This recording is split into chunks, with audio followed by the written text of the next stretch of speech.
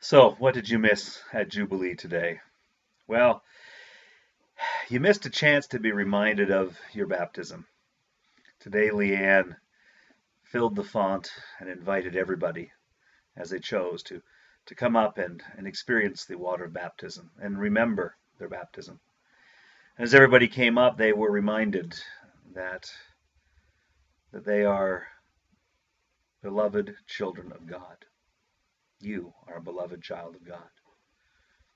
And it was beautiful. It was a beautiful way to celebrate Jesus' baptism. And of course, we read the story from Matthew of Jesus' baptism and the opening of the heavens and the descending of the dove and that voice of God that he hears saying, "This is my son, my beloved son, with whom I am well pleased."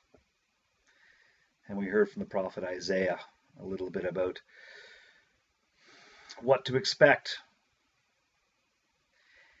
And then it was my turn to preach.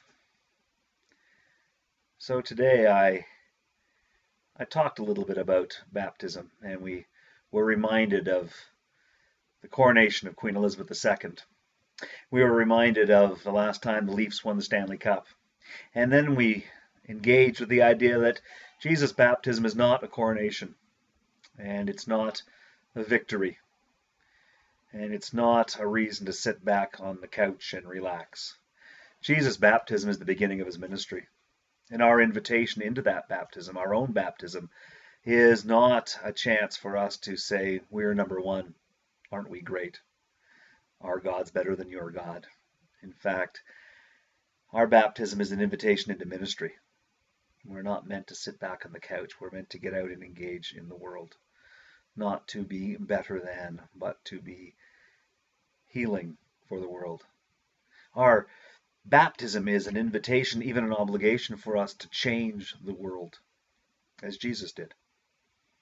And Jesus changed the world with patience and tolerance and love. And so as we're called by the Spirit to be who we are meant to be, as we are meant to change the world one person at a time perhaps, or one heart at a time, one kind act at a time, or even in great big ways when we're invited, that we do all these things with patience, tolerance, and love.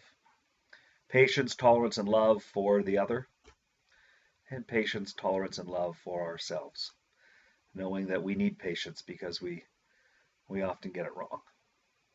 And we need tolerance because, well, we're not always right. We are foolish and we get carried away. And we need to try again and again. And we need love because that's what gives us the strength to try again and again, to live into our baptism, to get up off the couch. So if you missed Jubilee today, you missed the opportunity to hear that you are a beloved child of God. You missed the invitation to get up off the couch, and you missed the obligation to change the world. But nevertheless, you are still a beloved child of God, and it is in your hands, it is in your ability to change the world, to be part of Jesus' baptism, to recognize your own. That's what you missed at Jubilee today, but I hope we don't miss you again. God bless.